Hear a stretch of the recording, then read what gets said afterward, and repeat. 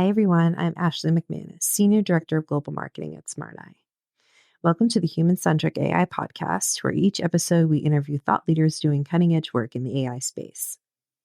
A little bit about us. For over 20 years, SmartEye has developed AI in the form of eye-tracking technology that understands, supports, and predicts a person's intentions and actions. By carefully studying eye, facial, and head movement, our technology can draw conclusions about a person's awareness and mental state. Our eye tracking is providing new insights for research within aerospace, aviation, neuroscience, and more. Today, we have a very special episode featuring Dr. Rana el Kaliouby, former co-founder and CEO of Affectiva, currently Deputy CEO of SmartEye, having a discussion with SmartEye CEO Martin Krantz. In their conversation, Rana and Martin touch on the significance of recent design wins, the methodology behind estimating revenue and lifetime value, and the exciting potential of combining interior sensing with generative AI. Let's listen in to learn more.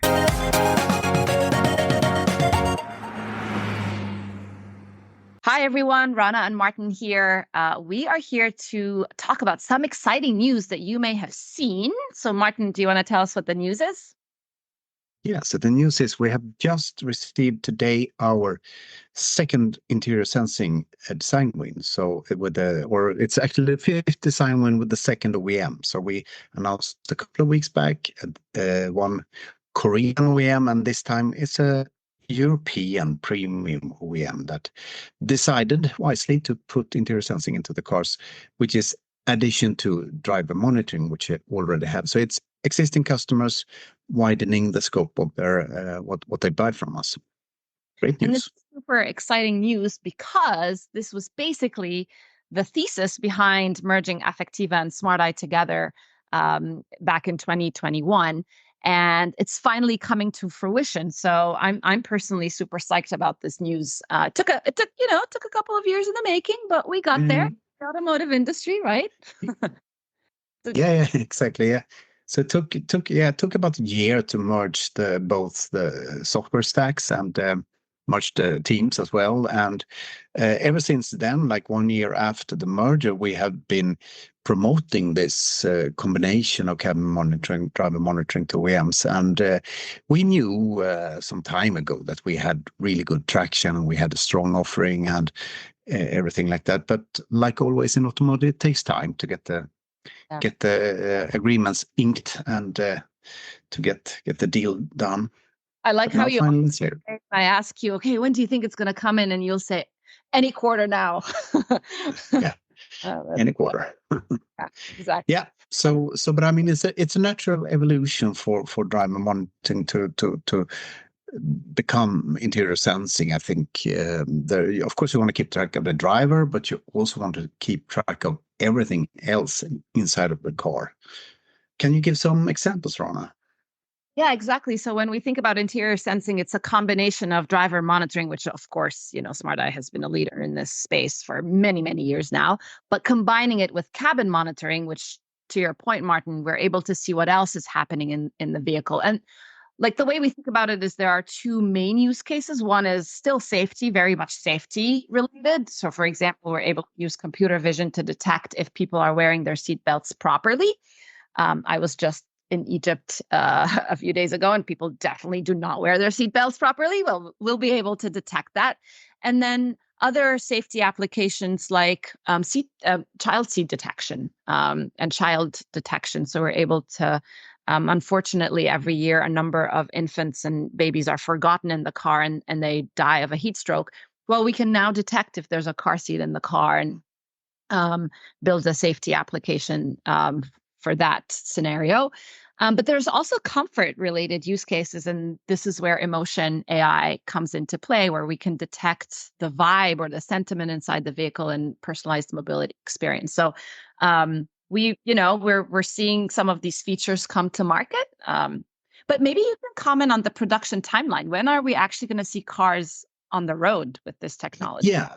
Absolutely. So the last deal, which we got 2.5 weeks ago, it goes into production mid-2025. This one goes, I believe, in production in Q3 2025. So So it's quite soon, and as everyone knows, since there's approximately a 3-year development timeline in automotive, we have been working with this for a while, of course, to be able to deliver so quickly. So Right.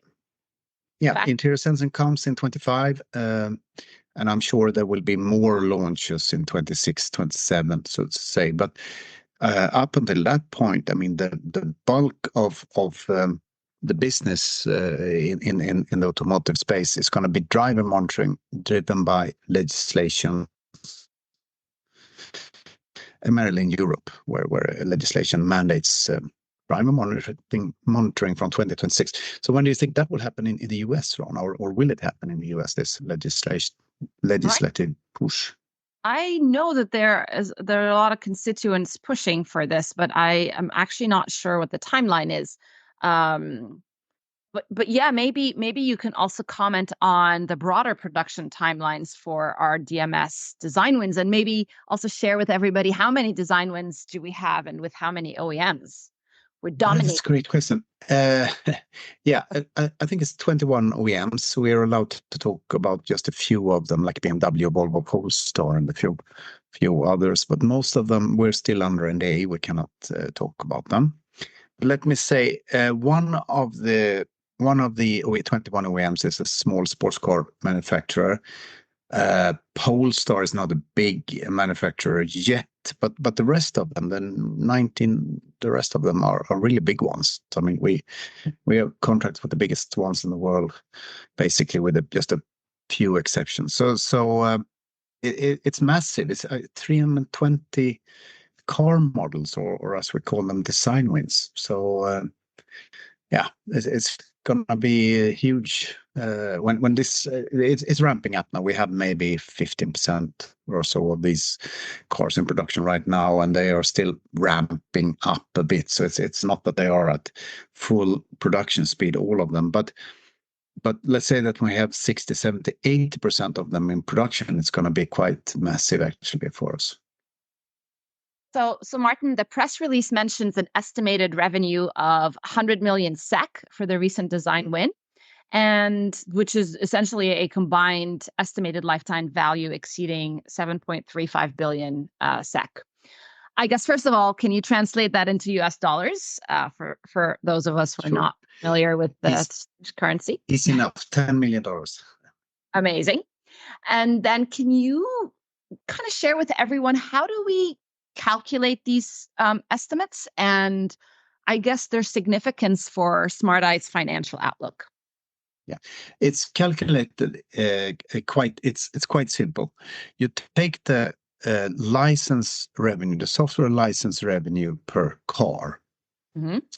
and if you have a car model, which for example, the first one we got, BMW X5, it's produced at 150,000 units per year. So you take the volume of that car. If it's you have to calculate also if it's a standard feature or an optional feature, of course. But you take the volume of the car times the license price times 7 years, because that's a average lifetime of a car model. So that's how we get to these numbers. So say when we say 100 million, this car in question that we announced today here in the interior sensing, we take the license price times the car volume, because it's going to be standard times 7. Easy. That's great. I love this too, because these are early days for interior sensing. It's just going to go, it's going to become more and more mainstream from here. Mm-hmm. So that's exciting. Maybe we can close by doing a little bit of a look ahead. What are our aspirations in Smart Eye for interior sensing? And I guess, how do you envision the company's role in shaping the future of automotive technology? And I can definitely also share some of my thoughts, especially, yeah. So what we've had as an ambition for a long time is to be the market leader for DMS. That's what's the ambition in 2015 when we got the first contract signed, and it's still the ambition. And we are, of course, on a very good way of going there because we have so many OEMs and so many car models as under contract. So the goal here is to be bigger than anyone else, to have economies of scale that's going to give us sustainable profitability. The ambition for interior sensing is the same. And interior sensing is an evolution of driver monitoring. So what we should do, or the strategy is a very simple strategy to leverage the success in DMS into interior sensing and use and get these economies of scale going for us. Yeah, which is super cool. One of the things that I'm especially excited about, which is something we showcased at CES this year. If you were there with us at CES, you probably saw a live demo of this. Is basically combining our interior sensing technology and sensing technology with generative AI to be able to create this very empathetic, emotionally intelligent in-car companion. And we were able to demonstrate that by marrying kind of our interior sensing platform with a prompt engine that translates all of this information into a prompt into some of these generative AI tools, and then providing a voice interface to the generative AI tool and giving it a personality, etc. And again, I think this is really exciting, and it's something that we're creating a kind of a new potential product here. It's not just the sensing side anymore. It's combining the sensing with what do you do with these features to create an enhanced mobility experience. So that it really, the things we showed at CES really exceeded my expectations that were already high. And I mean, it's like, say, having an emotionally intelligent chatbot is so powerful. I mean, it gives you, I think emotion is just one part of it. It's about giving context to prompt there to the generative AI prompt. So it was really well received. Of course, it was early days. It was our first stab at it. So we are still. I mean, there's absolutely room for improvement. But already what we showed at CES got us a lot of attention, I think, and a lot of great customer dialogues and discussions where we can say, okay, this is where we all know where the technology is today, but this was really about the future, I think, to see where are we going. And I think the car it's a great place. I mean, of course, you want your car to understand you, to understand the context around you, and to be really, really clever at giving you what you need for every time you use your car. So I do believe this is the future. Yeah, amazing. Yeah, I mean, we have DMS for almost a decade. It seems to be evolving now into interior sensing, but what's next? Yeah. So I think it's still early days for interior sensing. And at the moment, we're very focused on a specific set of features, and the sensing technology, if you want, is computer vision based. But imagine if we became multimodal, if our interior sensing solution evolved to become multimodal, so it combines multiple sensors. Maybe it's able to ingest wearable data, right? Or maybe it's able to ingest beyond activities and gestures and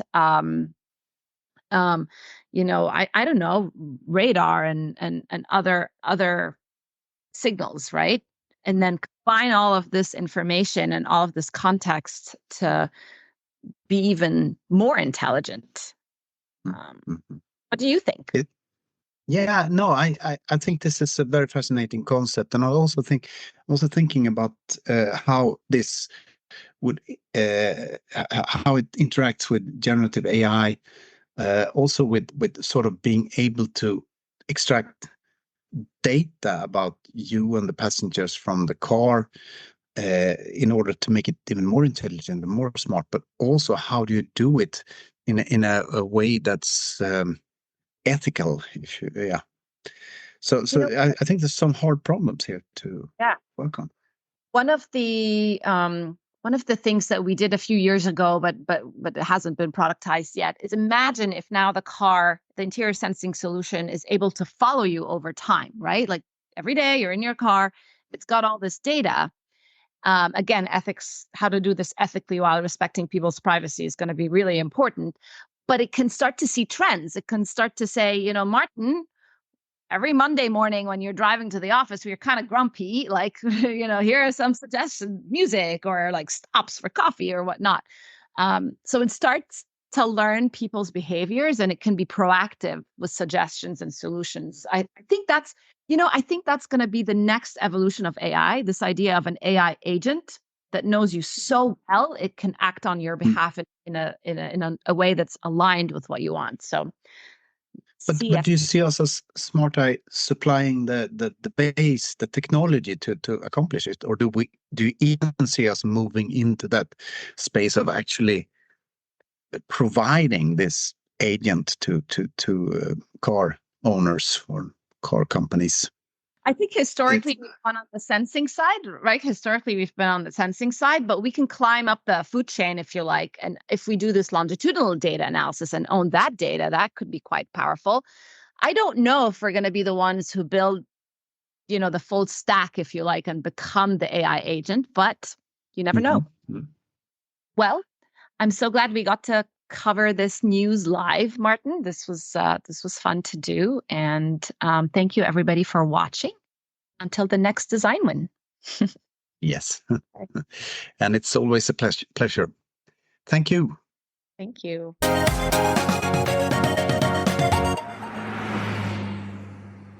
The conversation between Martin and Rana highlights the transformative potential of interior sensing in the automotive industry, emphasizing its evolution from driver monitoring systems and its integration with generative AI for enhanced personalization. They envision Smart Eye's leadership in interior sensing, driven by a commitment to innovation and ethical considerations, paving the way for a future where vehicles understand and cater to the needs of occupants seamlessly. I hope you enjoyed today's episode.